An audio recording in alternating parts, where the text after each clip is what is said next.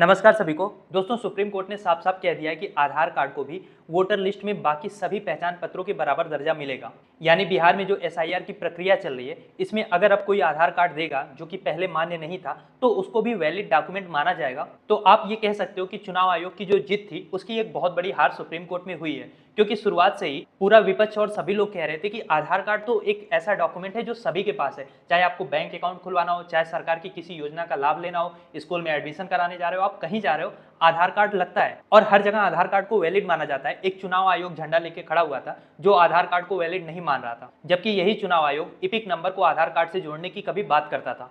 खैर, अब इससे उम्मीद ये है कि बिहार में जो एसआईआर के नाम पे लोगों के नाम काटे जा रहे हैं उसमें कुछ कमी, कुछ रोक लग सके, क्योंकि अब वोटर के पास ये भी ऑप्शन है कि वो चाहे तो अपना आधार कार्ड जो है वो ऑनलाइन अपलोड कर दे और चुनाव आयोग को उसको मानना पड़ेगा। और ऑनलाइन अपलोड होने से ट्रांसपेरेंसी भी बढ़ेगी। हालांकि इस फैसले से, सुप्रीम कोर्ट के इस आदेश से आप ये नहीं कह सकते हो कि एसआईआर की जो भी खामियां हैं वो दूर हो गई। पर एक चीज तो तय है कि ये जो एसआईआर की प्रक्रिया है ना, इससे बीजेपी को जो फायदा कराने का आरोप विपक्ष लगा रहा है, पता नहीं फायदा हो रहा था कि नहीं हो रहा था, पर जनता के बीच में ये चीज पहुंच गई है, जनता इससे कनेक्ट कर रही है। तो इस एसआईआर की प्रक्रिया से चुनाव में बीजेपी को नुकसान तो डेफिनेटली होगा। अब जहां एक और राहुल गांधी, तेजस्वी यादव, लालू यादव ये वोट अधिकार यात्रा निकाल रहे हैं, वहीं दूसरी ओर मोदी जी मंच से कह रहे हैं कि हम किसी भी घुसपैठियों को आपकी नौकरी नहीं खाने देंगे, वोटर लिस्ट में नहीं आने देंगे। लेकिन चुनाव आयोग ये नहीं बता रहा है कि कितने घुसपैठियों का नाम इन्होंने वोटर लिस्ट से काटा, कितने घुसपैठिए इनको मिले हैं। कम से कम कुछ बात तो ऑन रिकॉर्ड आनी चाहिए। और जनता भी इस बात को समझ रही है कि जिस राज्य में चुनाव होता है, चाहे अभी तक झारखंड का मामला था, फिर दिल्ली का भी मामला था, उस राज्य में घुसपैठिए आ जाते हैं। आने वाले समय में जब बंगाल का मामला आएगा तो वहां भी घुसपैठिए आ जाएंगे।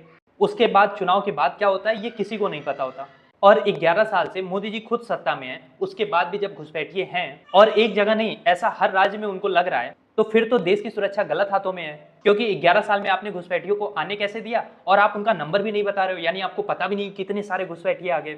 तो ये तो गवर्नमेंट का एक फेलियर है ना। और आप इसको चुनाव में ऐसे बता रहे हो जैसे आपकी कोई अचीवमेंट है कि हम घुसपैठियों को आपकी जॉब नहीं लेने देंगे। पहले आप ये बताओ घुसपैठिए अंदर आए कैसे और चौकीदार कर क्या रहा था और इनकी संख्या कितनी है, कुछ तो हिसाब होनी चाहिए मोदी जी के पास।